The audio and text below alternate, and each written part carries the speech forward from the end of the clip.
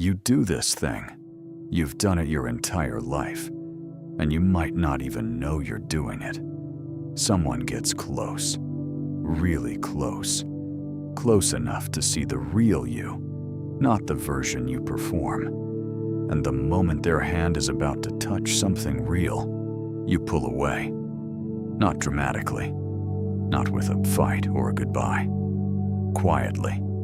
You stop texting first. You become busy. You find a flaw in them that wasn't there yesterday. You create a distance so subtle that even you can't tell if you built it, or if it built itself. And they feel the shift. They ask, "What's wrong?" And you say, "Nothing." Because nothing is wrong, and everything is wrong. But you can't explain it, because the thing that's wrong isn't something that happened. It's something you are. You are a man who pushes people away. Not because you don't want love, but because love terrifies you more than loneliness ever could. Tonight, we're cracking open the most hidden pattern a man can carry, the compulsion to destroy closeness. Why you do it, where it started, and what it's quietly costing you while you pretend it's protecting you. Every man who pushes people away has a wall, not a metaphorical one.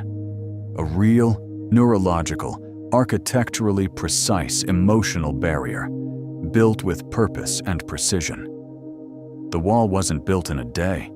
It was built brick by brick across years. Each brick is a memory, a moment when closeness became pain. The first brick, maybe the earliest, was a parent who left, or one who stayed, but was emotionally unreachable. The child reached out, the hand came back empty, and the brain recorded, "Reaching hurts." The second brick, a friendship that betrayed, a trusted secret turned into a weapon, and the brain recorded, "Vulnerability is dangerous." The third brick, a relationship that shattered. The person who said, "Forever," left without warning. And the brain recorded, "Love is a setup for loss," brick by brick, memory by memory, until the wall was so high that nothing could get in. Not danger, not pain, but also not love, not connection, not the very thing the wall was built to protect. Psychologists call this avoidant attachment. It forms when a child learns, through experience, not theory, that the people who are supposed to be safe aren't. That reaching out leads to pain. That depending on another person is a gamble with terrible odds. And the child adapts. He doesn't stop needing. He stops showing that he needs. The boy who doesn't cry. The teenager who won't ask for help. The man who handles everything alone and calls it strength. But it's not strength. It's scar tissue. The body's response to repeated wounding. Thicken the skin so nothing can cut again. The scar protects, but the scar also numbs. And a man who can't feel the cut can't feel the touch either. The wall doesn't just keep people out. It actively destroys the connections that make it past the perimeter. Watch the pattern. It's the same every time. Phase 1, attraction. He meets someone, chemistry, interest. Something sparks. For a brief window, the wall drops. He's open, he's present, he's real. And it feels like the beginning of something that could change everything. Phase 2, closeness. The relationship deepens. She learns his habits, his humor, his routines. She starts to see behind the surface, and for a moment, a terrifying, exhilarating moment, he lets her. Phase 3, the trigger. She does something that signals real intimacy. She says, "I love you." She leaves a toothbrush. She suggests meeting the family. Any signal that says, "This is real, and I'm staying." And that signal, the one most men would welcome, trips a silent alarm in his nervous system. not joy. Fear. The same fear the child felt when the hand came back empty, and the brain says, "This is the part where you get hurt. Get out now." Phase 4, the withdrawal. He pulls back, not all at once, gradually. He responds slower. He initiates less. He finds problems that didn't exist last week. She's too needy, too emotional, moving too fast. The reasons change every time. The pattern is identical every time. Phase 5, the exit. She confronts the distance. He either fights to force the rupture he secretly wants, or goes silent until she leaves on her own. And when she's gone, he feels two things at once. Relief because the threat is gone, and devastation because the love was real, and he just killed it with his own hands. And then, the cruelest phase, he misses her. The moment she's gone, unreachable, no longer a threat, the wall drops, and the feelings flood in. The love he couldn't reach when she was standing right in front of him arrives in full force, now that she's gone. He texts. He reaches out. "I'm sorry. I don't know what happened." And if she comes back, the cycle restarts. Closeness, trigger, withdrawal, exit, again and again, until she stops coming back, or until he runs out of people willing to try. Underneath every wall is a fear, and the fear is not what you think. The man who pushes people away isn't afraid of love. He's afraid of what love requires: complete, naked, unprotected vulnerability. The kind that hands another person a blade and says, "I trust you not to use this." And his entire history tells him, they always use it. But there's a deeper layer.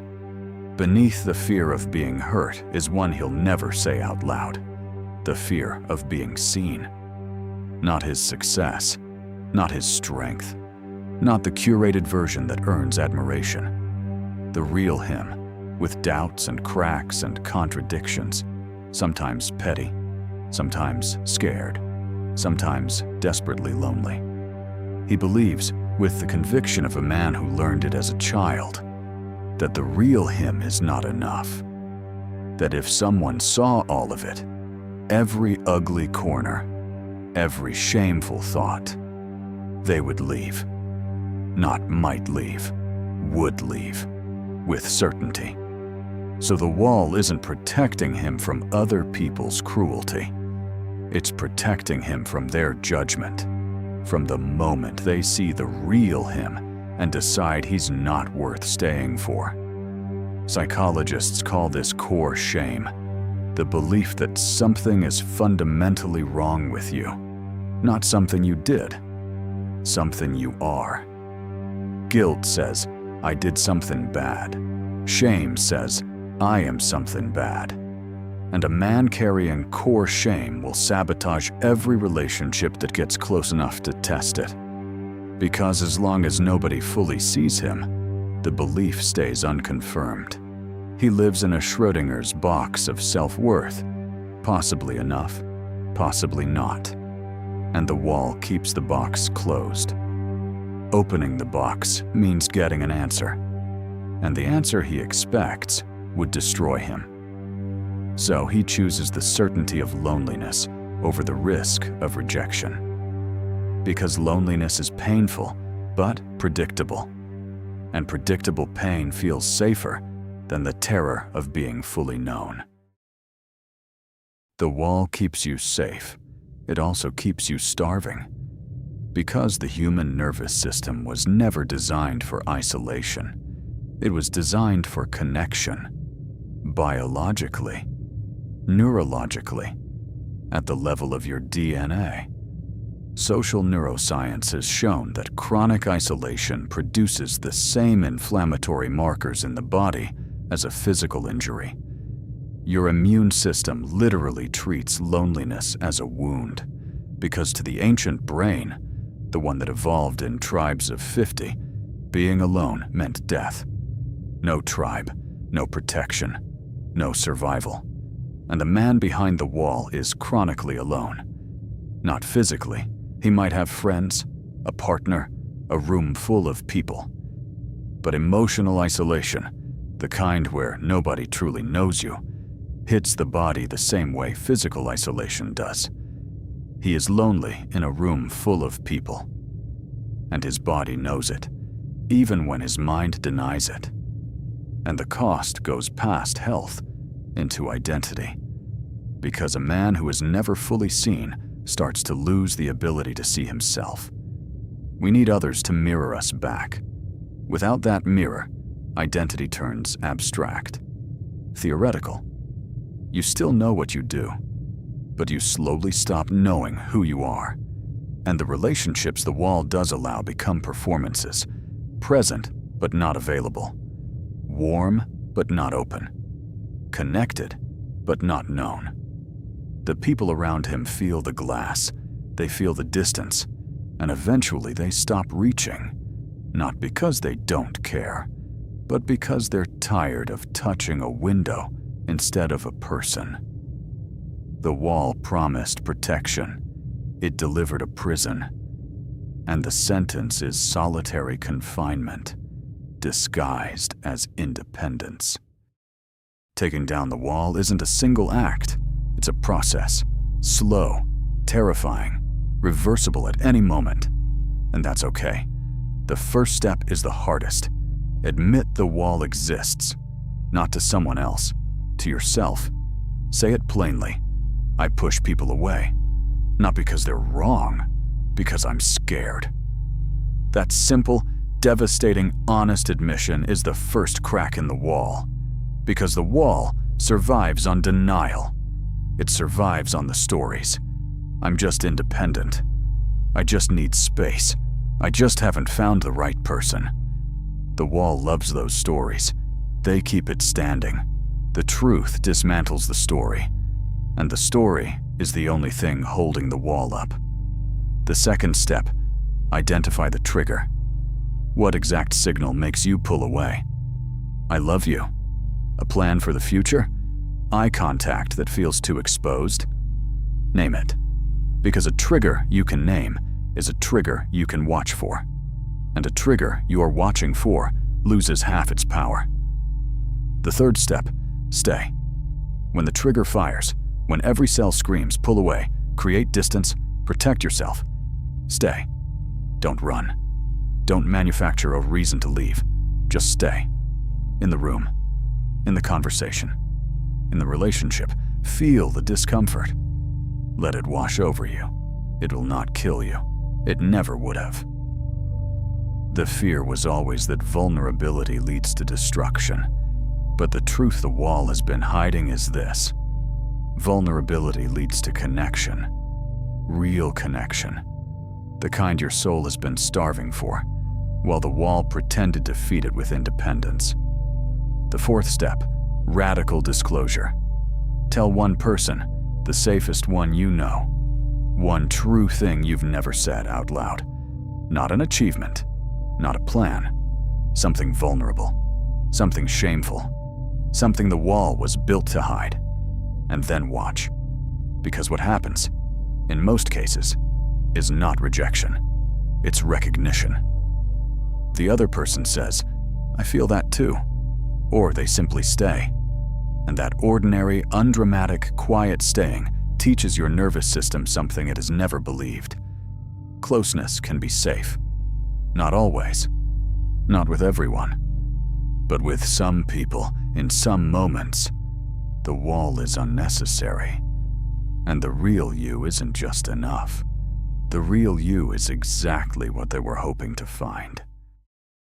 The wall was built by a boy who was hurt. And that boy had every right to build it.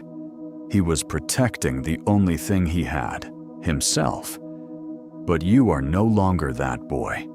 You're a man, with the power to choose who gets close, the judgment to know who's safe, the strength to survive rejection if it comes, because you've already survived worse. The wall served its purpose. It kept you alive when alive was all you could manage. But alive and living are not the same thing. And the wall that once kept you alive is now the thing keeping you from living. You don't have to tear it down in a day. You don't have to open every gate. You just have to open one, a small one, for one person, and see what happens. Because behind the wall is not the broken, unlovable man you've been hiding. Behind the wall is a man so desperate for connection that he built an entire fortress to protect a heart that never stopped wanting to be held. Let someone hold it. Not everyone, just someone. And discover that the thing you've been running from your entire life, being fully seen, might be the very thing that finally sets you free. This is OBSCURA. Clarity through darkness.